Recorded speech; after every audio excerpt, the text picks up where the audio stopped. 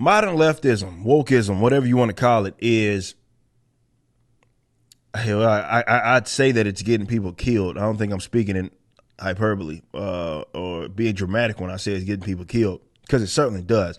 But seriously, though, on the subject of violence and turmoil that is generally associated with those sorts of acts of aggression, because of the discourse in this country in terms of how it's handled, where it's funneled through, what is seen as legitimate news and whatnot, and there's certain things that are off limits. Unfortunately, a lot of these issues don't get resolved because people, they don't want to talk about, for example, violence,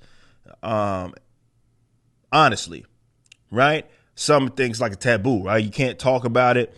Definitely when you start getting into racial demographics and all that stuff, it's like off limits. Like nobody wants you to talk about it. Or if you do talk about it, they have to go about 17 roundabout ways to try to sit up here and blame something else that's not attributed really to that, much like they do with like immigration and climate change. It's like how far you have to reach to come to that conclusion. But the real unfortunate thing about this is that, again, if you can't, and this is about anything, doesn't matter what it is, if you can't approach the conversation honestly, you cannot come up with an actual solution to it.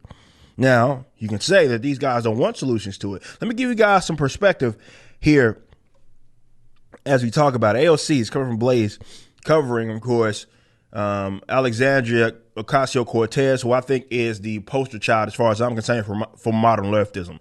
I remember when she first got elected, I told y'all, a lot of people, definitely those boomer cons, were writing her off because they're like, oh, well, she's not, she's young. I told y'all that is the future of not only the Democratic Party, but she is like what represents all of modern leftism. You better be fucking paying attention. She said, she told, obviously it says right here, told Americans who are worried about skyrocketing violent crime rates to calm down and their concerns about surging violence is hysteria. In Ocasio-Cortez's backyard of New York City, shooting incidents spiked 73% in May compared to the same time in 2020. Probably the pandemic maybe has a little bit to do with that. And in June, up 107% compared to 2 years ago, which, again, that is the alarming number right there. The city is experiencing 52% more murders than it did 2 years ago. So that's pre-pandemic. Violent crimes have nearly doubled in the city over the past year. Hate crimes against Asians have increased 33% compared to last May.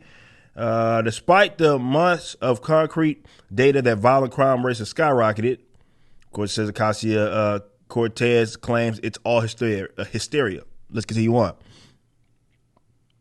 Says, we are seeing, this is quoting Ocasio-Cortez, we are seeing the headlines about percentage increases. Homicide rates in large cities were up more than 30% on average last year and up another 24% from the beginning of the year. Now, I want to say that any amount of harm is unacceptable and too much. Okay, so she at least concedes that.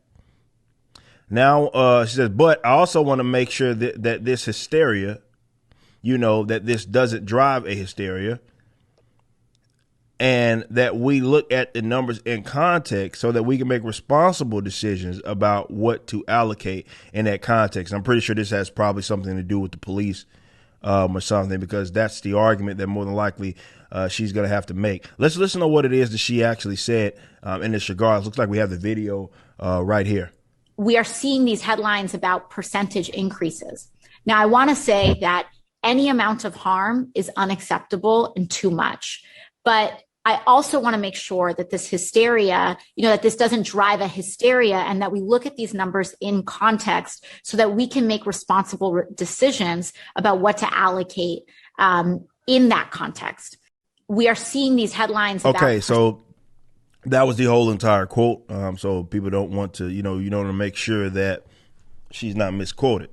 So here's the thing, though. And, she at least concedes.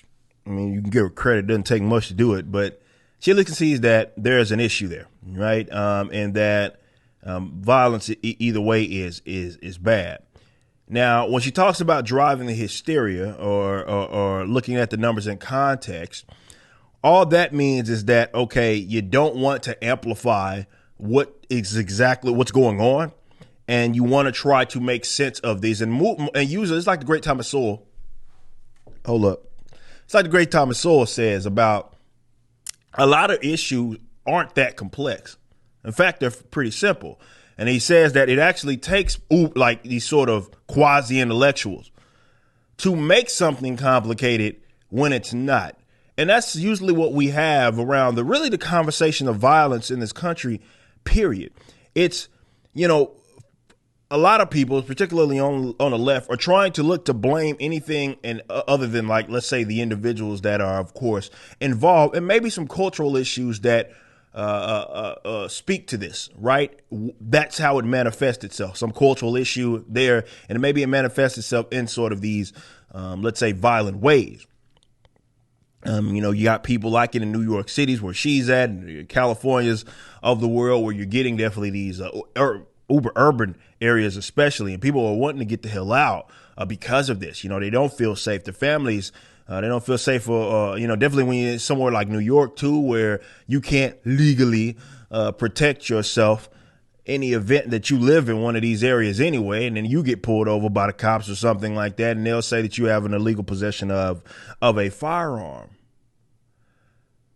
But violence in this country is taboo now, right? Especially when we start talking about racial demographics. They couldn't even think about that. Remember when the whole, I don't know if it's going down as of now. I mean, I guess it's not in the news cycle as much.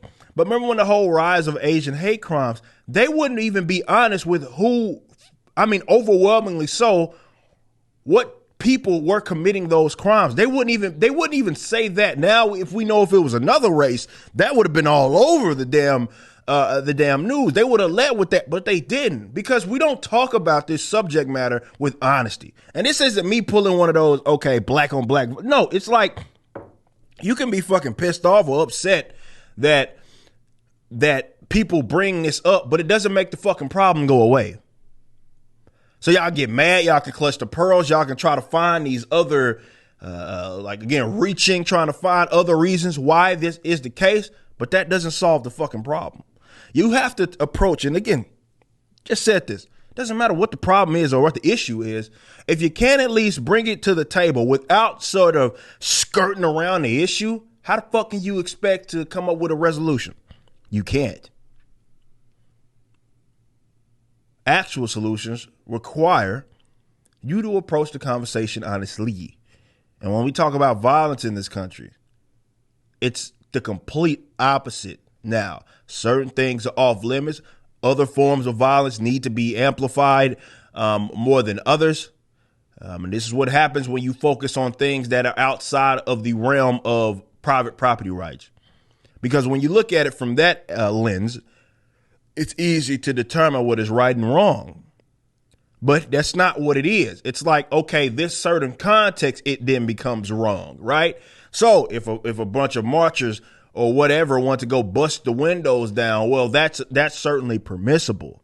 Bust windows down, rob everything, or rather loot everything up out of that bad boy. Well, it's the ongoing legacy of slavery. Oh, it's just property. It's just all of these different things. Now, in the event that, okay, well, you can, let's say, change, let's say, the racial makeup of the folks that are involved, or more where who the aggressor is and versus who the victim is, then it can be amplified as an absolute problem. Well, again, how can you expect, if you are going to be that inconsistent on it, how can you expect to find any solution? These are a lot of uncomfortable situations or uncomfortable conversations that we're going to have to start having in this country if this issue is going to ever be resolved. I don't think y'all ready to have it. Because you bring it up and it's like, oh, well, you can't say that. What are you, some kind of racist? No, I'm just looking at what this says, what the data says, or anything. Look, I'll be the first to say this, and this is where I lose even a lot of people who generally agree with me, even sometimes with the like more libertarian position. Two things can be true.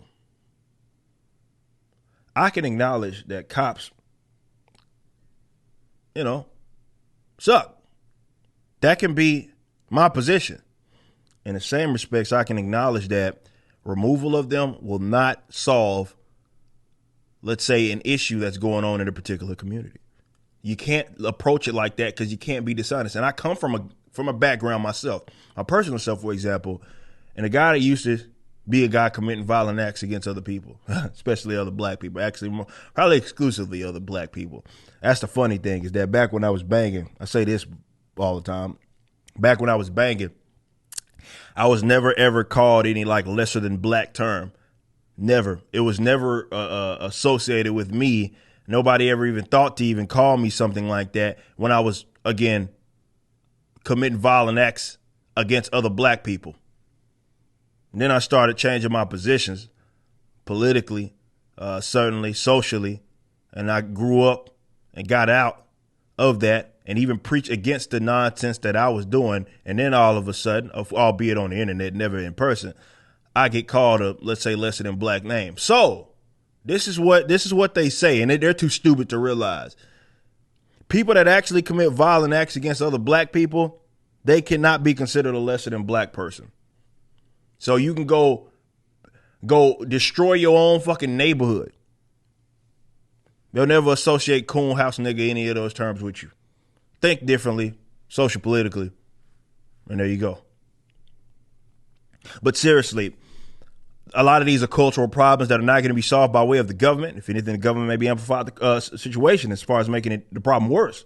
But a lot of these problems aren't going to be solved by way of the government. And then the funny thing is, with the government caused problems, they can't even be honest with that, right? They can't even be honest with that because they feel like definitely that they should be around, like let's say in some capacity, like, which is why a lot of folks have contradictory positions when it comes to the police. Oh, police bad, but I want you to tax the hell out of people, not seeming to connect the damn dots of who's got to come and collect in the event that you are in error.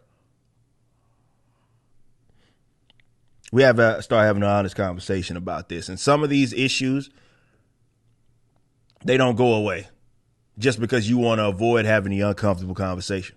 You just watched a clip from my podcast, For Canon's Sake. Catch us live at 12 p.m. throughout the week over at youtube.com/YoungRipper59 and follow us over at odyssey.com/@YoungRipper59. If you want to watch the entire video cast after the show is over, just be sure to become a member on the YouTube channel. Of course, the full audio portion of the podcast is available for free on all major digital platforms, or just visit forcanonsake.com.